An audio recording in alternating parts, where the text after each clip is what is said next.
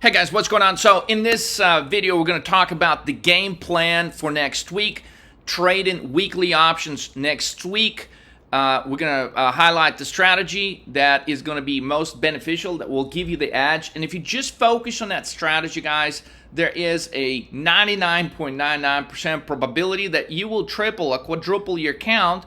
Now, of course, to do that, the easiest way is to go to 13mmtv.com, sign up to trade with a 13 market moves coach, because the coach will help you nail your entries, nail your exits. It'll put you in the most promising trades for the day. As you can see, even though this is our earnings calendar, but it is week 8 of earnings, so there's not a ton of companies reporting earnings. We will be glancing at some charts of a few companies just to give you a little better perspective and some edge on how you can trade them. But overall, I want to start that with the fact that market's going to gap down tomorrow on Monday, 11th, March 11th. And guys, it's going to be a move 3. So tomorrow, when you're going to open up your trading screens, the market is going to be down. Probably all 3 indexes are going to be down. They're going to be in the red.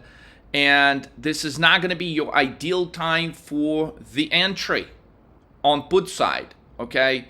Because there's a chance, of course, they're going to try to buy the dip. They're going to keep trying to buy the dip no matter what, okay? Despite of the fact that it is clear. It is now even clear to an amateur, okay? You've got your strongest stocks like NVIDIA dropping by 100 points on Friday, okay? That tells you it is the fucking top of the market. It is an absolute fucking top.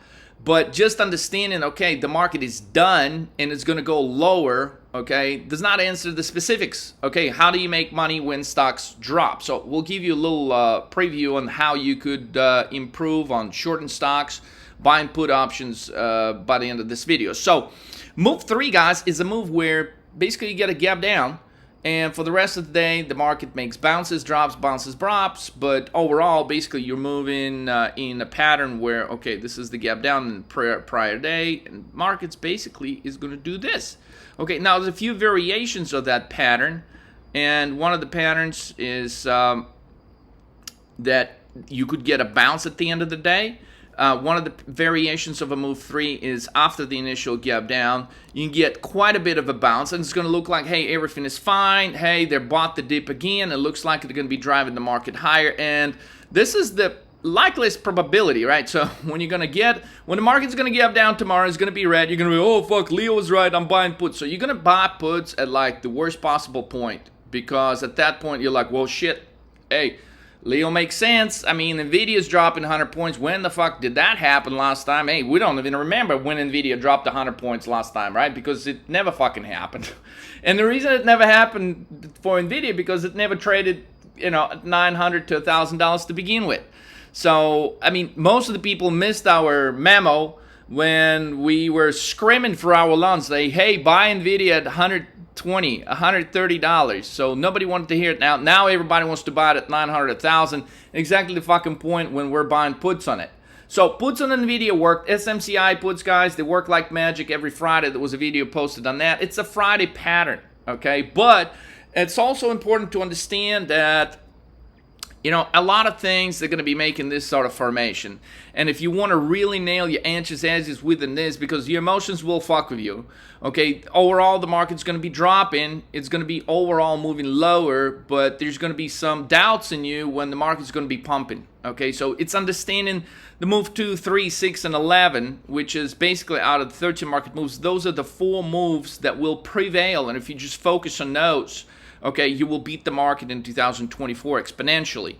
But if we're to just pick one move for this entire week, it would be move 3. And it would be move 3, basically meaning that a lot of stocks, they're at the point where they will surrender a lot of gains that were created over the course of the last 4 months.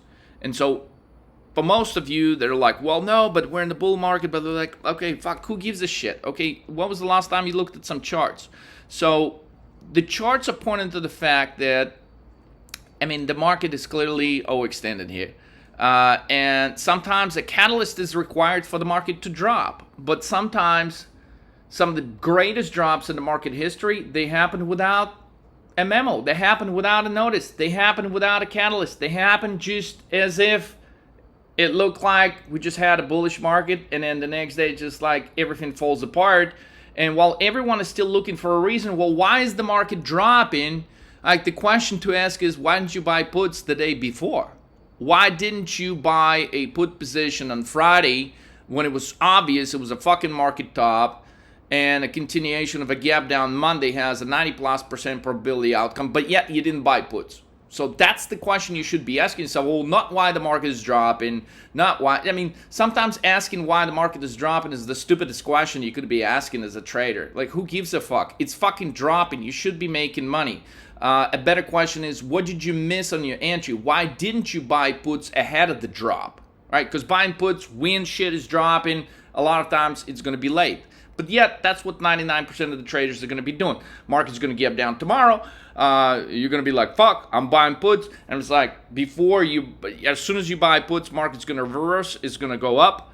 And that's when you're going to sell, right? And then it's going to continue dropping for the rest of the day. And you're going to be like, well, fuck it. Now I'm not buying puts anymore. And then by the end of the day, you're going to be sitting thinking like, well, why the fuck didn't I buy puts? Well, you did buy it. And then you jumped out because you were too fucking emotional. And so if you just focus on the move 3, it will allow you to do much better on your entries. It will allow you to do much better on your exits. If you're really wanting to trade it like multiple times throughout the day, clearly the strategy is you short to bounces, you collect on the drops. You short to bounce, you collect on the drops. Short to bounce, collect on the drops. And you go in with that strategy multiple times a day. That's how you can put together 20, 30x. Okay, but even for those of you that are like, Leo, I don't have that many day trades. I can only take one day trade I got left. Okay, those of you will get fucked, because guess what? You're like, well, I'm buying puts, and then it jumps out, and you're like, oh my God, that's my last day trade. I can't put my account at risk, and you're gonna jump out. I mean, this is like the worst decision. Just hold the fucking puts. Okay, it's your last day trade. Hold it overnight, and nothing gonna happen. Like, it's amazing the number of traders that are so fucking scared to hold their positions overnight. Like, why not? That's how you're gonna make the biggest amount of money. But Leo, but what if the market turns around? What if, like, all this total crap? The market is at all-time fucking highs, and yet you're afraid if your position is gonna reverse overnight.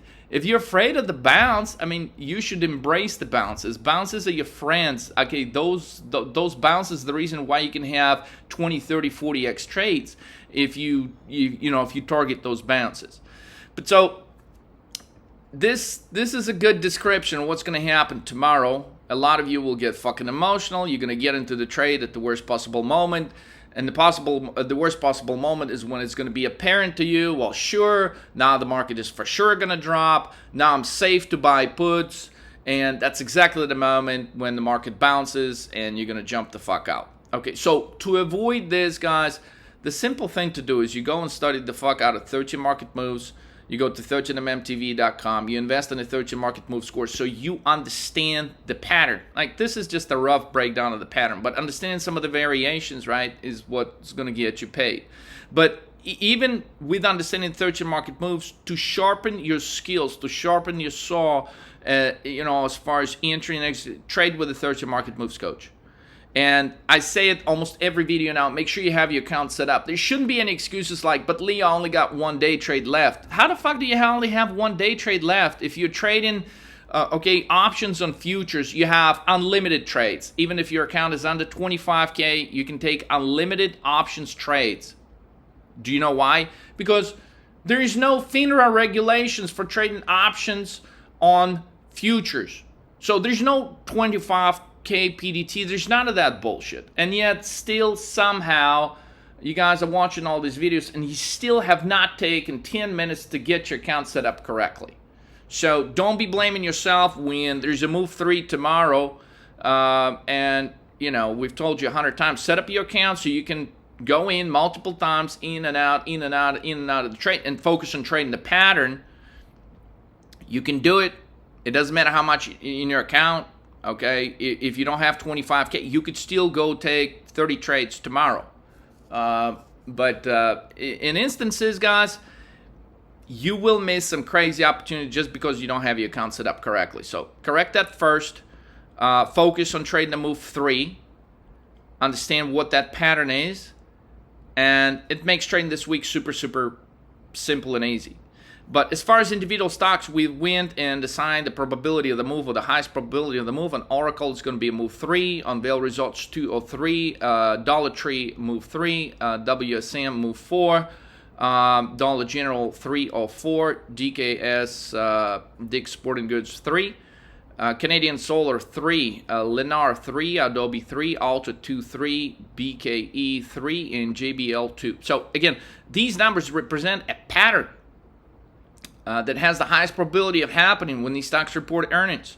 And so if you focus on that pattern instead of the earnings, right? Because these patterns, these numbers, these numeric representations of a pattern, okay, give you an insight on how you would trade that.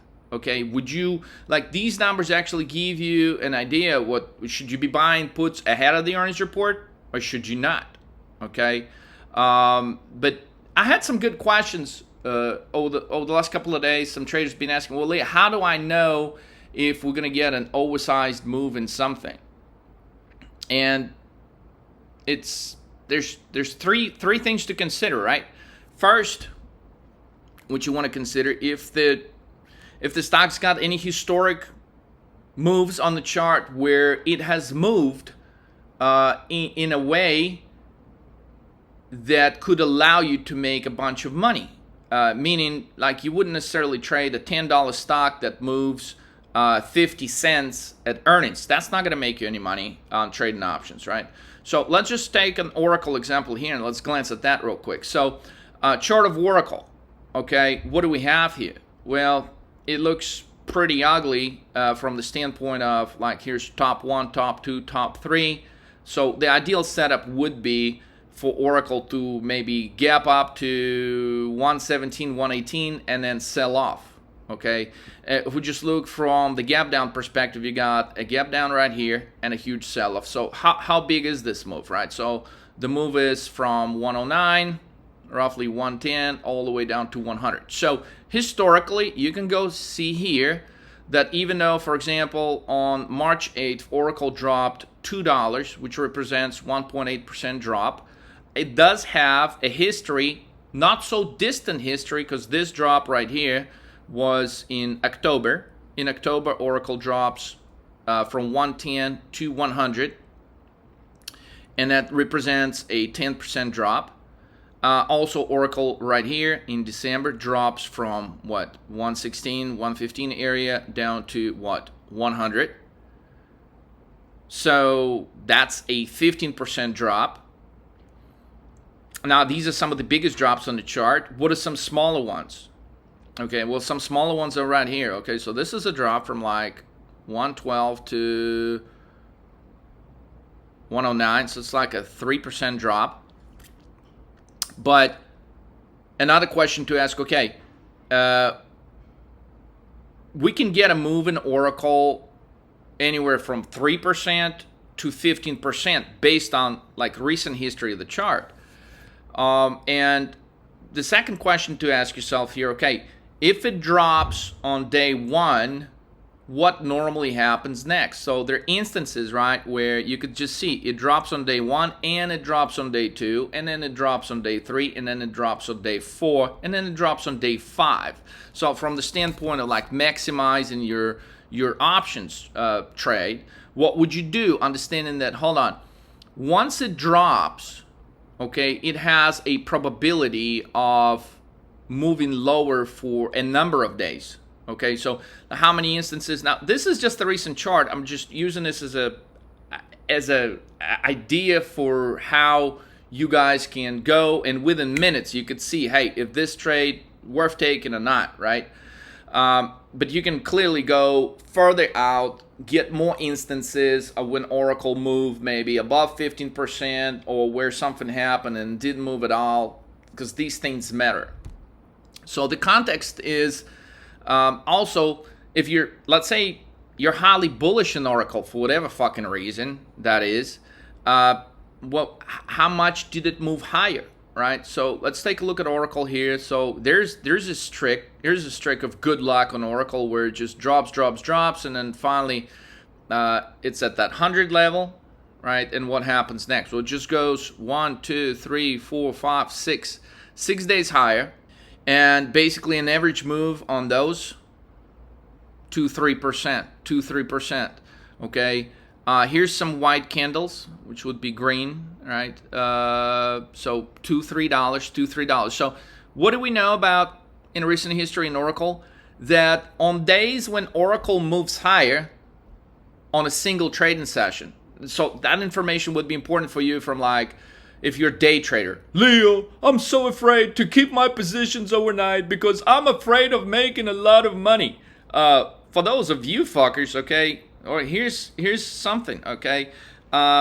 If you're buying calls on Oracle, you have zero chance of making money, like zero. Because in situations like this, let's say you're getting into Oracle right here, like, oh, Leo, at $100, I'm all in on Oracle, I'm buying calls.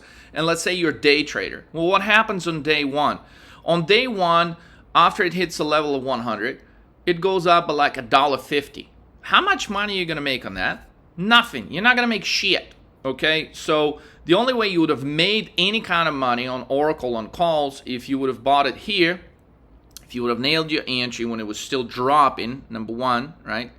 You would have gotten in here and then waited like 3 or 4 or 5 days for the stock to move higher. So which means you would have to hold the position for at least like 3 or 4 days to see some decent gains on this. So by definition, if you're a day trader, well, you're not going to do shit because you're going to get out right here. Oh, Leo, I'm up $200. I'm so fucking happy. Get the fuck out of here. Why did you even take the trade? Stop wasting your fucking time. You can't do anything with making $200 these days. You shouldn't even consider taking a trade if you're looking to make $200. What the fuck? So go after the big moves. And so just looking at this chart, guys, it tells you what? It tells you like, hold on, Leo, I see the picture. So when it does move higher, it doesn't make those 10% moves. It doesn't go, there's not a single candle here, okay? Like, look, all of these bullish candles, they're way smaller.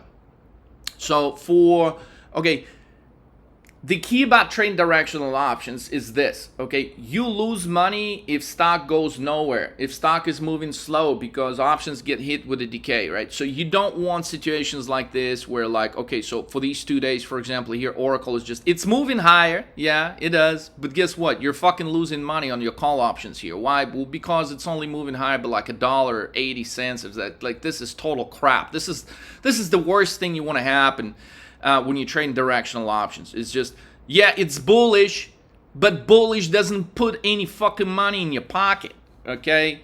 So basically, when you buying calls, you almost it's a mathematical definition, okay? Like this chart just represents, this is the first chart we grabbed, but it's the first company that reports earnings that is tradable on Monday after hours. So if you just look at this chart, okay, the bigger moves when they happen, when the stock is dropping, that's when you have bigger size candles. That means a bigger size move, and options appreciate when the stock has a momentum. When, let's say, after going like only $1, $2, $3 higher, all of a sudden you got days where, oh shit, there's a $5 gap down. That's when your options are going to appreciate clearly on the put side. So, and a number of instances, just going back 4 months, okay, is astounding. So how can this be a fucking bull market, right? Just think of it. This is a stock, the market's gone up exponentially higher since the last days of October, right? And yeah, it does have a little run up from 100 to 118. But guess what? It loses all the fucking momentum in the first week of December, gains it back and loses it again. And basically, where is this stock? It's at the same fucking level where it was right here back in October. So in this crazy bull market, this stock is unable to fucking move higher. What does this tell you? It's a dog. This stock is a dog. So when a stock is a dog, you don't get bullish on it. All right? You don't do that. And if now you understand the context of trading earnings on it, well, guys, last 2 earnings, Oracle sucked big.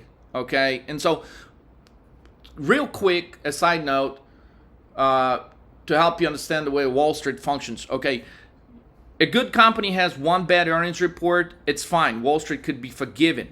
A company reports a second bad earnings report. And we're saying bad, like Oracle is a good company, right? But meaning bad, like Wall Street expects it to do so much in revenues, so much in profit, and they also want Oracle to say, well, how's their outlook for the future? So if all these three numbers look good, hey, they're gonna buy it. But if Wall Street is expecting Oracle to make so many sales and they miss on sales, and Wall Street is expecting Oracle to make so much money and it's missing the EPS, and then Wall Street can still forgive those two metrics if Oracle will come out and say, hey, yeah, we got a little difficulty this quarter, but guess what? Going into next quarter, oh, gosh, shit, we should see some real strong numbers because of this, this, and this. Then Wall Street will be like, man, we can forgive the current bad earnings report, because you paint this beautiful rosy picture. We're all in. We'll buy it. But now, two strikes of reports where everything is just total shit for Oracle. So this report is going to be highly crucial. Okay, so this report is going to make or break this stock. Okay, so considering we got two bad reports, and considering the stock is a total dog in relation to its performance to the rest of the market, and considering the market is trading at all-time highs, and basically what I'm saying is there's clearly way better stocks in the technology sector to buy than Oracle. And now where the market is rolling over, okay, in our view here, 13 market moves, this stock does not have a shot of going higher. Now, we say it doesn't have a shot of going higher. It means it doesn't mean it cannot revisit this top of the pattern, 117, 118. And so maybe on Monday after the earnings report is you're going to see it briefly. The initial reaction could be it goes to 118. Maybe even does a little overshoot, 119, and then it fucking collapses. So when you open your screen on Tuesday morning, okay, the stock is going to be closer to like 102, 100. All right? And so you can follow this stock. You can see, guys, we're very accurate on these breakdowns, okay? So there's probably like 1% probability that I'm going to get this trade wrong. But for you as a trader now, that you're trying to understand, okay, all these things that I just described to you.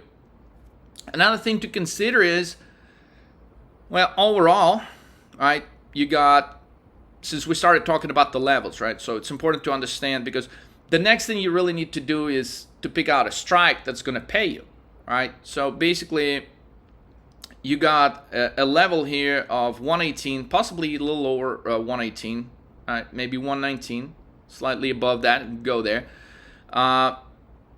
Probably not, considering just had this gap down, and like this is the area where it had another gap down and some other signs of smaller gap downs in the past. So basically this is a struggle area for Oracle.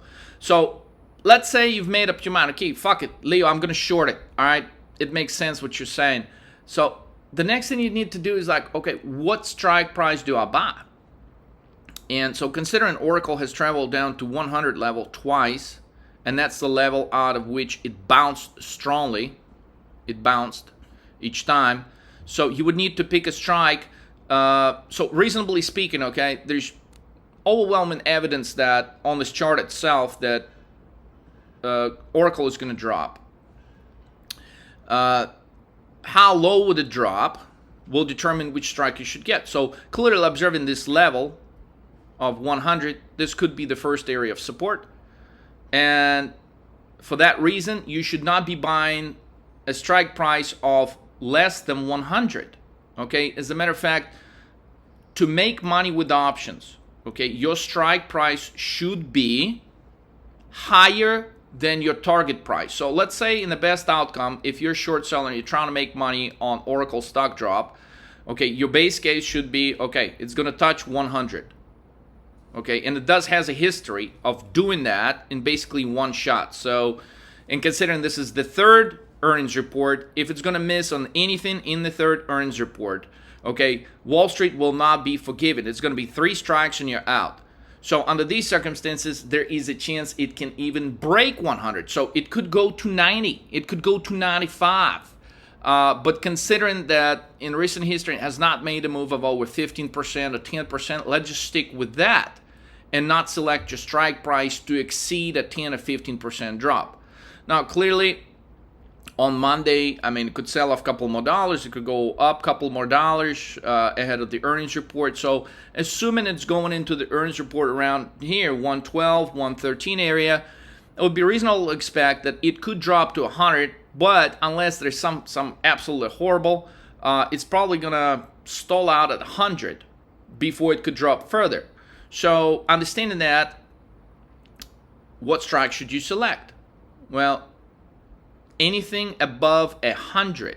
Okay, so you could go, the safest way clearly would be we'll go buy 115 strike Oracle. Oh, that shit's not going to make you nowhere as much as buying Oracle 105 puts, right? Or 104 or 101. But you should not be buying 100 strike puts on Oracle, okay, because it coincides with this level of support. Your goal by the time the move comes, okay, so we got a pretty good shot here, the 10-point drop, or 12-point drop, or 13-point drop. By the time that move happens, you need to be in the money on your strike, okay? And that's very important, guys, and that's why it takes so much time to discuss this today, because the number one mistake that traders make is what? Oh, Leo, it's going to drop to 100. I'm buying 100 strike puts. No, you're not. That's how you don't make any fucking money, okay?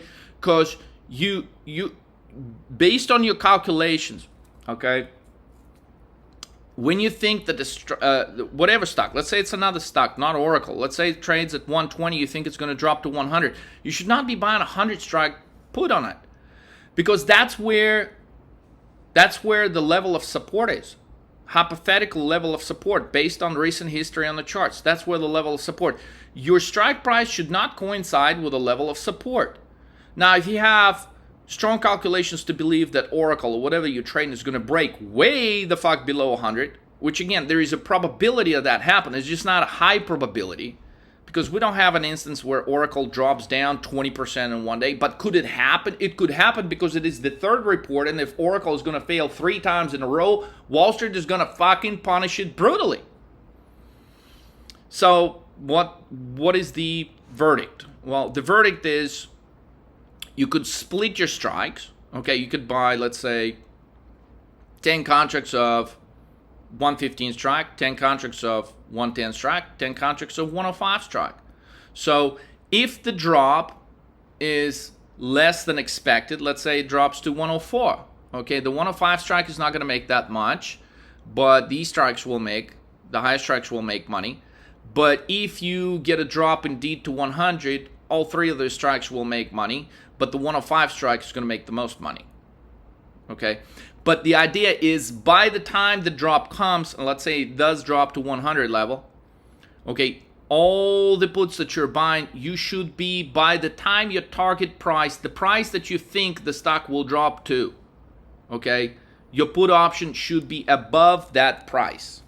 So, lengthy explanation, but I get so many questions about this, guys. Just had a feeling I should just go ahead and address it since we're looking at this example. Okay, so Oracle. Overall, the chart is shit. A lot of people's been buying it up, hoping probably, hey, Oracle, can you finally do some good on your earnings report? Okay, and so chances are, I really like this when accumulation distribution is close to the highs, because that tells you a lot of people can sell the stock. Okay, the only thing that doesn't really look super convincing is the MACD, because you kind of want to avoid trading stocks when MACD has a high probability of crossing over. Well, considering the last crossover was here and it had this momentum high, I don't think we're in danger of MACD crossing up to the upside, moving again to another high level here, okay? But it could happen. There's 1% probably probability that it could move higher and then sell off. But again, all of that action is going to take place after hours. So by the time Tuesday you come in, the stock's going to be down. So lengthy explanation, guys, but you should, based off of this, you should be able to go back now and look at any chart that you want to look at. Go look at its history. I mean, clearly some of the standing divergences, like bear divergences right here, would have helped you nail some of these easy trades like recently and so on. Some of these other things. We talk about all these things in our charts and divergence scores. So it's 6-7 hours long. If you guys have not taken our charts, diversions, and pattern recognition course, I strongly recommend that you do, because it's going to make your life so much easier as a trader. You're going to focus on shit that really matters instead of just stuff that everyone talks about. You can really go look at the chart for 5-10 minutes, really study the size of the moves, the history. It gives you more of like a statistics probability of what's likely and what's not. Let's say we looked at this chart and Oracle never, on any day, never dropped by more than 3 points. Would you even want to buy options on something like this? Well, probably not. So a good example would be Canadian Solar, CSIQ. It's reporting earnings this week, I think on Thursday. So here's Canadian Solar. It's a $20 stock. I mean, we know it's going to be a move 3. The stock will drop, but the question is, would we trade it? No, we will not trade this, because look, you take a look here. The biggest move was right here, 18.5 to 22. It's a $3.50 move. You're not going to make any crazy money on a $3.50 move, all right? Because you need to have a way bigger move on something like this, because by the time you take a look at what the options are priced at, you would need a much bigger move to get any kind of decent payout here. And so if the payout is not decent, right, if we cannot at least shoot for like a 3, 4, 5x trade, then what's the point of even trade? What is the point of taking it, right? So most of the daily moves, they're so small. This is the kind of stock that you could be right that it's going to drop, or you could be right that it's going to go higher. And even if you're right, you're not going to make any fucking money, because by the time the move happens, in relation to how much you paid for the option, you could be watching the stock going in the direction that you thought it would, and nothing happens. You don't make any money. It's because some stocks are just not good for trading options. So you're probably wondering, well, Leo, why is that you have it then here on your list of stocks that you're watching or trading? So most of these stocks, guys, I'll tell you right now, we're not going to trade this stock. We're not going to trade this stock, but we're watching these stocks. There's a probability we're not going to trade this one. All the other ones I'm looking to take trades on. Okay, but I have CSIQ because it represents the solar sector. So I want to see indeed how horrific the report will be from Canadian Solar, so I could place potential trades on other solar stocks such as FSLR, ENPH, SEDG. As you know, we've been highly bearish on those stocks, and if indeed Canadian Solar is going to confirm that overall solar sector is heading into bankruptcy. I mean, Canadian Solar, wouldn't shock me if Canadian Solar would file for bankruptcy by the end of 2024. So a lot of solar stocks like ENPH could easily file for bankruptcy. SEDG could easily file for bankruptcy. So if we get a confirmation that, hey, things are really total shit for the solar stocks, then we would be shorting these other names, which is still trading around levels of $70, $120, and so on. Gives us a much better opportunity as far as daily moves. Like, let's just glance at that. So we have a chart of CSIQ here, but on ENPH, right? So just to give you a perspective, why would you want to trade one and not the other, but why would you want to pay actual close attention to the earnings report? So now ENPH, right? Look at this. Now, for some of you guys, this ENPH has been your number one money maker in 2023, because we started shorting this shit when it was like at 280, 240. I mean, and the stock drops to 80 last year, right? So look the kind of moves it's possible of making, right? So like 135 down to 100. That's a 35% move, right? Makes moves in Oracle look like they don't even exist. Like, I mean, look how much this is what you need. This is the kind of product you want to be trading if you're trading directional options. Right? And it's capable of making that moves to the downside and to the upside. Look at that move from 80 to 95. Guys, percentage-wise, I mean, this is a 20% move. Holy shit. In like one session. Another, like, you want to see a stock move like this. Now, clearly, they're not going to make those moves every day, but around earnings, clearly, this stock would be a deal I mean, this would be a deal maker right here. It would be a money maker. So from 100 to 120, I mean, that's, guys. And considering, now put the 2 and 2 together. So we're watching Canadian Solar, but we're actually going to trade this on the Canadian Solar report. We may even go ahead and start buying ENPH ahead of the Canadian Solar report, because look at what we got. The black candles, guys. It's a black bear reversal candle. So potentially by Thursday, I mean, this ENPH could already be down to 118. And Canadian Solar could flop. I mean, this thing could be going back to 100. So instead of catching a 3-point potential move on Canadian Solar, what we're going to be doing is trying to capture a potential 30-point move lower on ENPH. Okay, so that's why we have these stocks here. Okay, this is why I have this here. We're not going to trade it, but we're going to trade other solar sector related stocks that are able to make bigger moves on this catalyst. Okay, so let's take a look at a couple more charts, guys. MTN, so Vail Resorts, MTN. Guys, this is another dog. Like, when the market is all-time highs, okay, and you have stocks like Nvidia dropping, okay, for sure those less favorable stocks, they're not going to move. Look, this is worse than Oracle, right? And clearly this is not a technology company. This is Vail Resorts, and it's like, look at what the fuck is going on here, guys. I mean, this is a beautiful setup for this thing to finally break 200.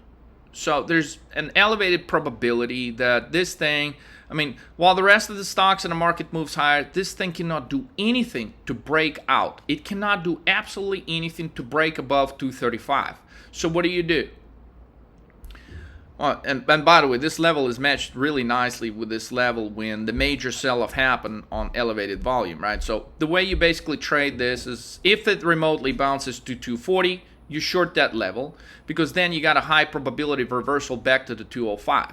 Now, if things get interested with Vail Resorts, if it breaks below 205, but the probability of that is not very high. So how would you go about selecting your strike? Well, you wouldn't go buy a 180 strike put on this, or you wouldn't go buy even the 205 put, right? Basically the same thing I explained to you on Oracle. You would not be buying a 205 put, because that's the area of support. So you'd be buying a strike that is higher than that area, because there is a chance that after multiple failures, look, there is a black candle right here. What happens next? The black candle happens about 235 level, and before you know, the stock is at 205.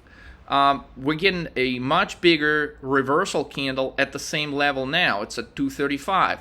So the probability that it is going to reverse back to 205 in not so distant future it's got a high probability of doing that.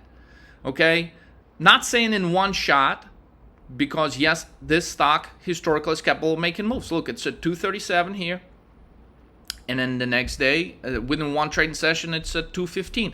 I mean, that is a decent move. I mean, it's a 10-12% move in one day, in one trading session, and then it is the continuation of the move the next day that makes it such a powerful play when it comes to holding. Like, it's for those of you guys that are fucking afraid shitless to hold your position. Why? Let's say you bought puts on MTN ahead of the earnings report, and say, you know, the stock initially shoots to 235 when the market opens. Well, most of you would probably shit in your pants and you'd sell the position. But understanding this level, okay, you would actually want to add to the position, because shortly after that, what the stock is going to do is going to fucking drop.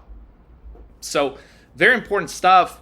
But yet, you know, many people, the moment they see some green candles, they're like little little bitches. They just jump out. They jump out of good trades. That's why you should trade with a third-year market moves coach. And if you could just look at the charts, you know, you wouldn't be going with what your emotions are telling you to do. You would be going with statistical evidence, okay, prior history, okay, understanding what these black candles mean. Guys, I've had guys just understanding what these black candles mean. I had guys send us messages saying, hey, Lee, I took your charts course.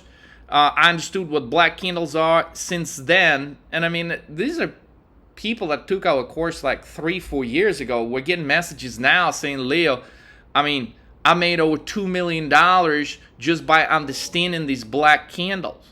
Now, if you're like on TradingView or something, they don't even have black candles. Okay, black candles represent absolute tops when they have the bear reversal candle like this. After that, there is 90% probability that thing will go down. It doesn't necessarily mean it's going to drop. Something's going to drop by 50% the next day. But overall, it tells you it's the top from where things begin to fold and go lower. And I'll give you hundreds and hundreds of examples of this. But see, once you understand what that means, you're like, okay, so there's a bear divergence here on the RSI. There's a black candle here at a key level from when the stock sold off the last fucking time. Okay, there's a bear cross right here on the MACD. So overwhelmingly, the picture is highly bearish. While the rest of the market is going higher, this stock has been unable to maintain any kind of bullish momentum. It fails every time at this level. Okay, when you start looking at things from that perspective, you're like, okay, I'm not buying fucking calls on this shit. I'm not. You can't do anything to me to get me to buy calls on this. I mean, this is a dog. This is a dog while the market is at all-time highs and just made a bear reversal. Like, just take a look at the market, right? It just took a bear reversal, just made a bear reversal candle on Friday. So, look, if the top stocks cannot move this market higher anymore, okay? It's not shown as a black candle, but it's a red candle with the same formation, right? You got the wick of the candle sticking out right here, the tail of the candle right here. It's a failed rocket. It's rocketing higher, higher, higher. The rocket launches and finally it fails and it begins to come back down to earth, and look where the volume is. The volume is pretty fucking solid. And at the same time, when MACD has not turned to the downside in a major way in like forever, since October. So last time it did a MACD cross that was meaningful was like right here to the downside, and you got a sharp drop right here from 4,300 to 4,100 on S&P 500. So we're there. So you put the 2 and 2 together. I mean, look at since we've been talking about NVIDIA, right? Just glance at that for. Look, what the fuck is that? Look, where's the biggest volume? Do you see a candle like this on NVIDIA anywhere on this chart dating back to October when the stock was 400? There's not a single candle on buy or sell volume like this out here. This is officially the biggest sell volume. And that's how you know this is a fucking top. I'm not saying NVIDIA will never trade back to 950. I'm just saying that temporarily the stock is fucked. And we could see some bigger movements around the NVIDIA event, which is going to be next week, guys. Like, it starts on the 18th of March. It goes through the 21st. But guess what? What else is on March 20th? It's the Federal Reserve interest rate announcement. So at this point, it doesn't fucking matter. Guess how bad this is in the markets right now? Nobody even wanted to wait till the Federal Reserve. Okay, because what is there to wait for? Okay, you get like 100 messages from Federal Reserve. Black and white says, look, we ain't gonna cut the fucking rates.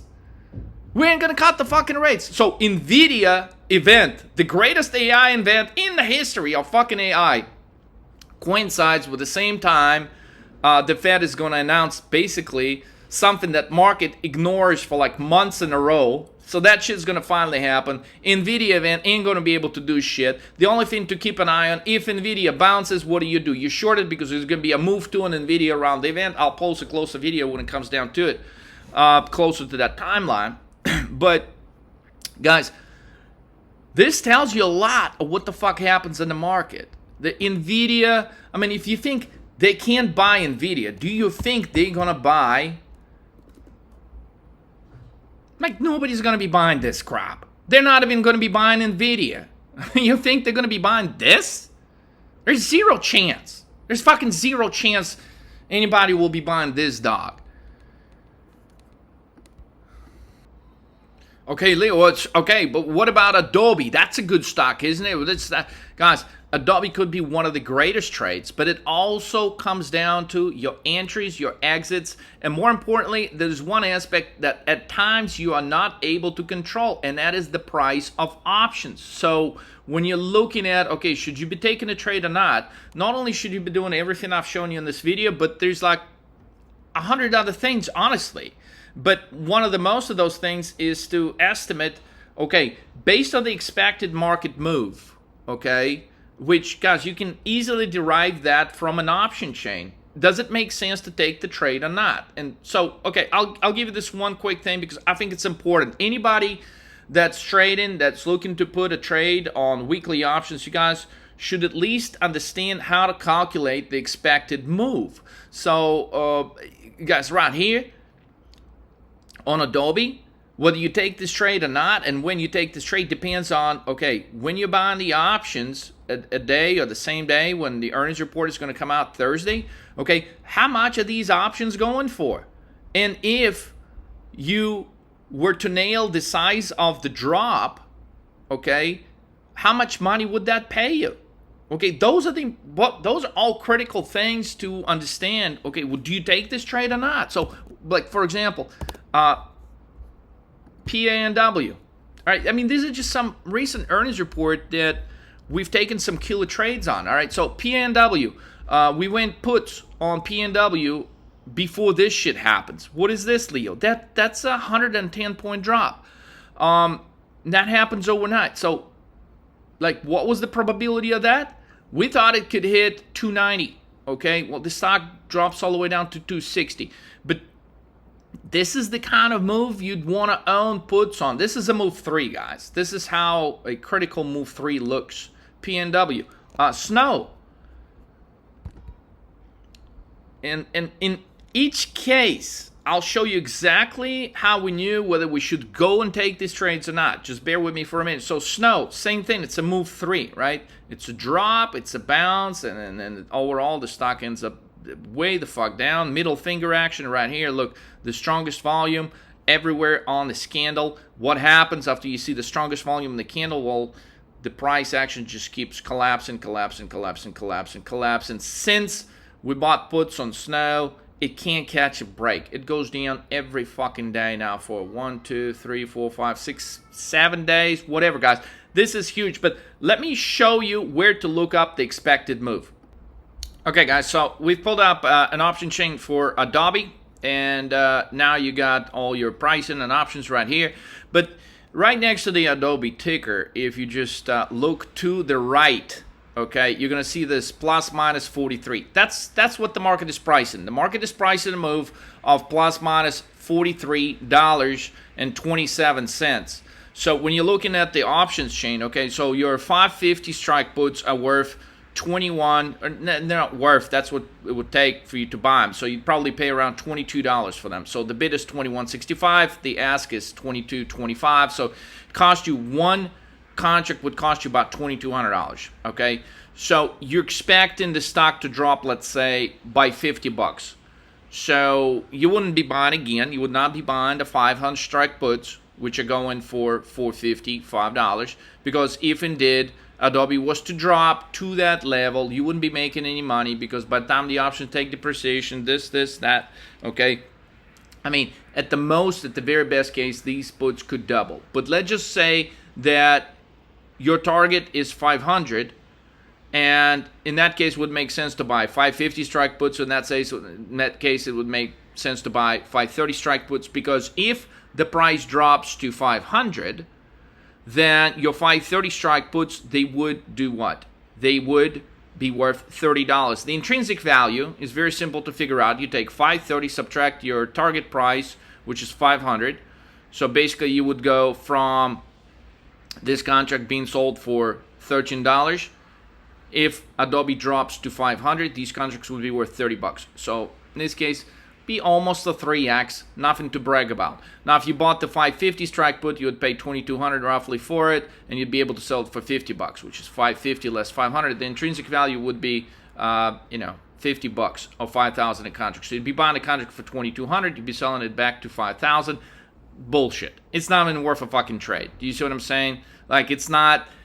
Look, there's so many variables within which Adobe could first slightly bounce, then drop, then go sideways, and rather. Your goal is to figure out the overall fucking move, okay? And the only way, okay, see, the market is already priced at a $43 drop. So right now it's at $551. And I'm recording this on a Sunday, guys. So, and if you're going to be looking at that chain tomorrow morning when market opens is going to be all different, or slightly different at least. So basically, if the market is expecting a 43-point drop, then the only way you would make a decent trade, which would be like 4x, 5x, if the market would be caught with an element of surprise on Adobe. So you would need to drop by a lot more than $43. So at very minimum, you'd need to drop by $50, $60, $70. Ideally, a surprise element would be when a stock drops by more than double of what the market expects. That's how you put together a 10x trade, 20x trade. So in order for you to, let's say, buy options that are like right here, 480, you'd be buying options that are like $70 out of the money. The only reason you would do that if you have some solid calculations on why the element of surprise could be happening during this earnings report.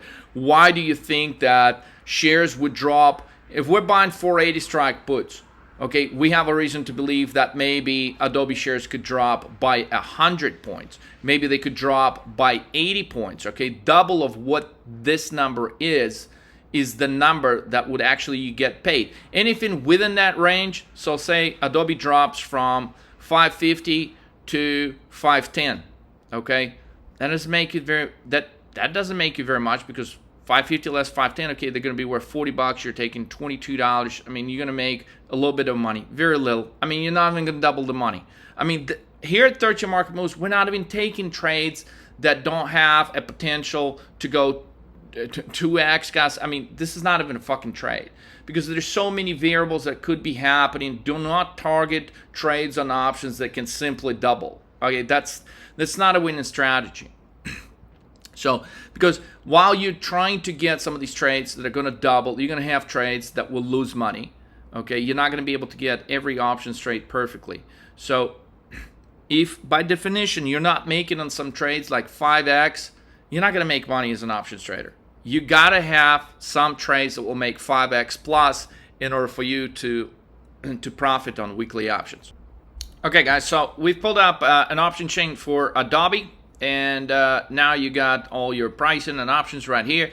But right next to the Adobe ticker, if you just look to the right, okay, you're going to see this plus minus 43. That's what the market is pricing. The market is pricing a move of plus minus $43.27. So when you're looking at the options chain, okay, so your 550 strike puts are worth 21, or they're not worth, that's what it would take for you to buy them. So you'd probably pay around $22 for them. So the bid is $21.65, the ask is $22.25. So it cost you one contract would cost you about $2,200. Okay, so you're expecting the stock to drop, let's say, by $50. So you wouldn't be buying again. You would not be buying the 500 strike puts, which are going for $4.50, $5, because if indeed Adobe was to drop to that level, you wouldn't be making any money, because by the time the options take depreciation, this, that, okay? I mean, at the most, at the very best case, these puts could double. But let's just say that your target is 500, and in that case, it would make sense to buy 550 strike puts. So in that case, it would make sense to buy 530 strike puts, because if the price drops to 500, then your 530 strike puts, they would do what? They would be worth $30. The intrinsic value is very simple to figure out. You take 530, subtract your target price, which is 500.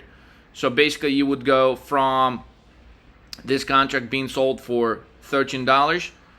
If Adobe drops to 500, these contracts would be worth $30. So in this case, be almost a 3x, nothing to brag about. Now, if you bought the 550 strike put, you would pay $2,200 roughly for it, and you'd be able to sell it for $50, which is 550 less 500. The intrinsic value would be, $50 or 5,000 a contract. So you'd be buying a contract for $2,200, you'd be selling it back to 5,000. Bullshit. It's not even worth a fucking trade. Do you see what I'm saying? Like, it's not.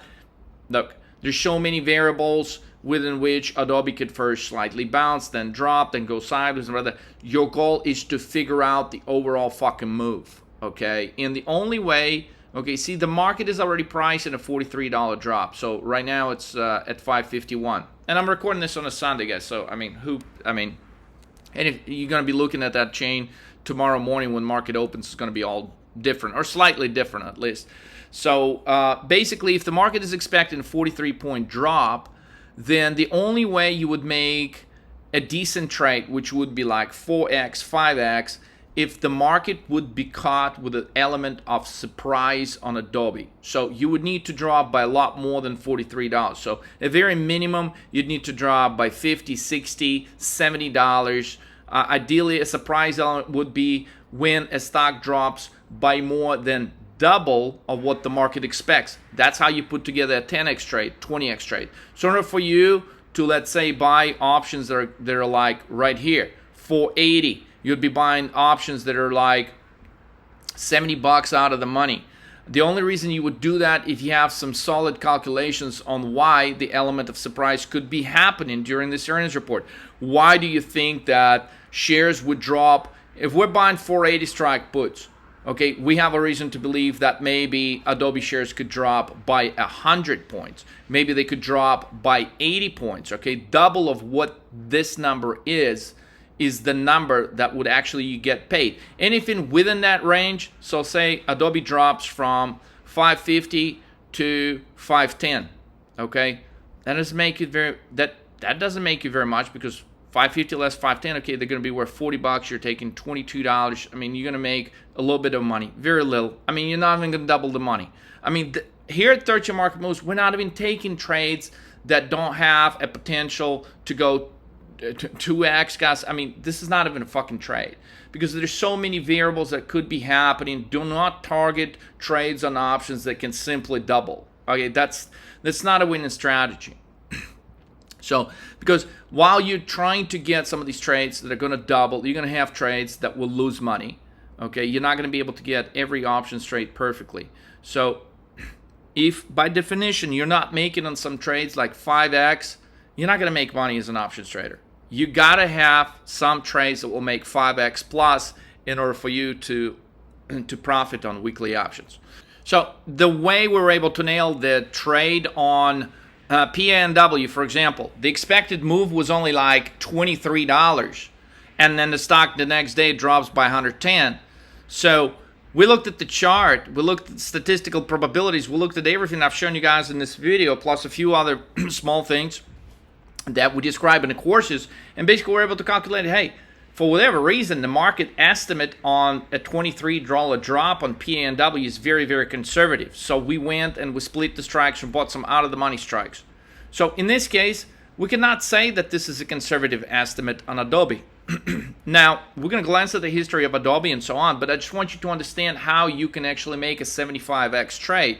In case of Adobe, it would have to drop, let's just, while we're here on the option chain, so for you to do a 50x trade, I mean, these options are so fucking wildly overpriced.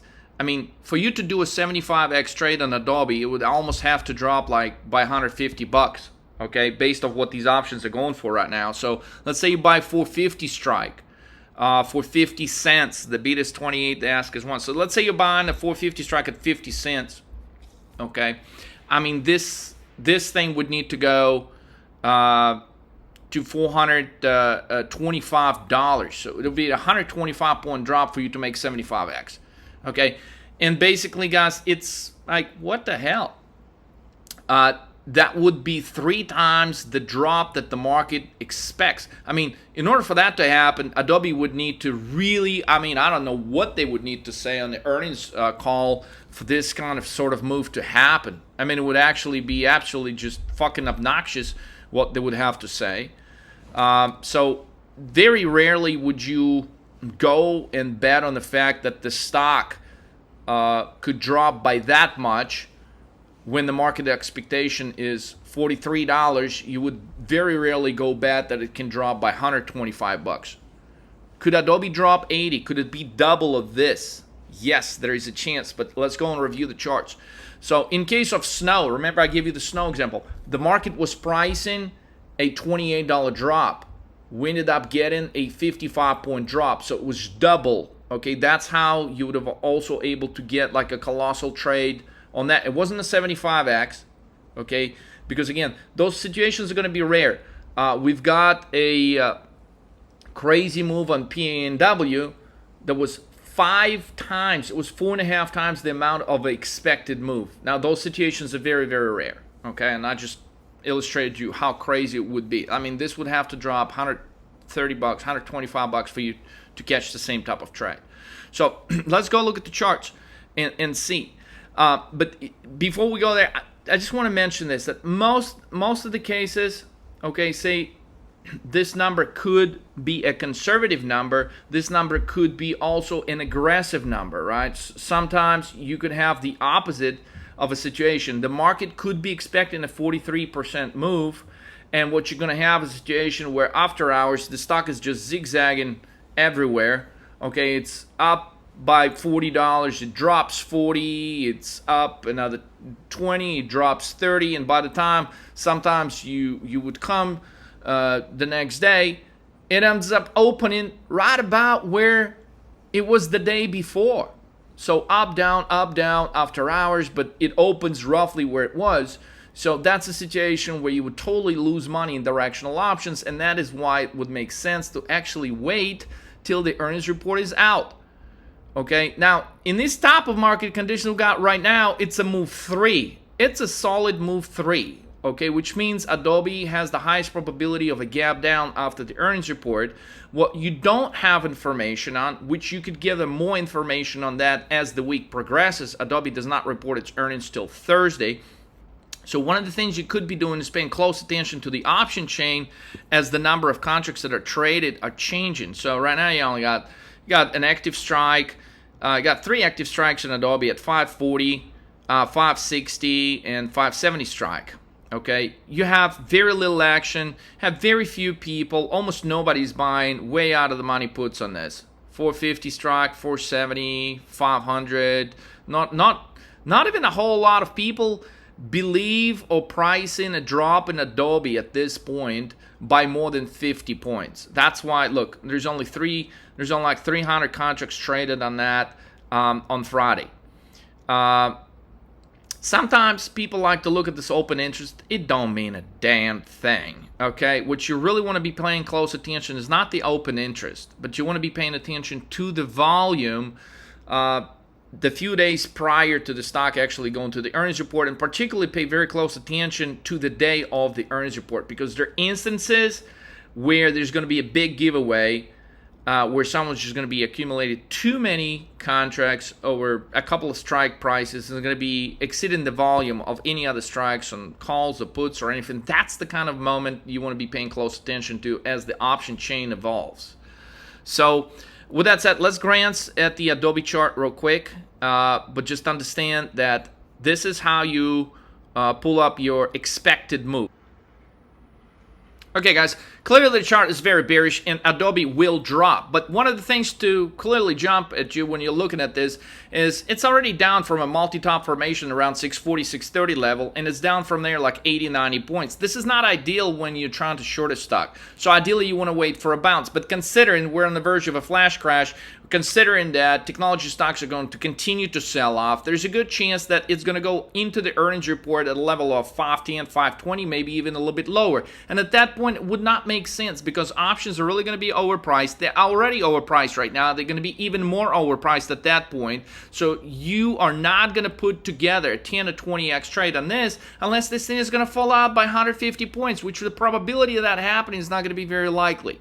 So with that said, you got to nail your entry on Adobe. Your ultimate entry, it reports earnings on Thursday night. Your ultimate entry on Adobe is going to be on Friday morning. And I invite you to trade it with a 30 Market Moves coach. Guys, the thing is, there's two things that are absolute fact when it comes to trading options. You pay too much for the option, okay? Your probability of putting together a colossal trade is diminished greatly. At that point, if you're overpaying for the option, all you're really saying is you're expecting a way bigger move than the rest of market participants are expected. And if that's the case, you've got way better trades on way many other instruments this week, considering you've got CPI, you've got CPI on Tuesday at 8:30, right? You've got PPI report, you got retail sales, just a lot of other trades that are going to exceed by far what you could be making by just going and buying Adobe puts, let's say, tomorrow on Monday.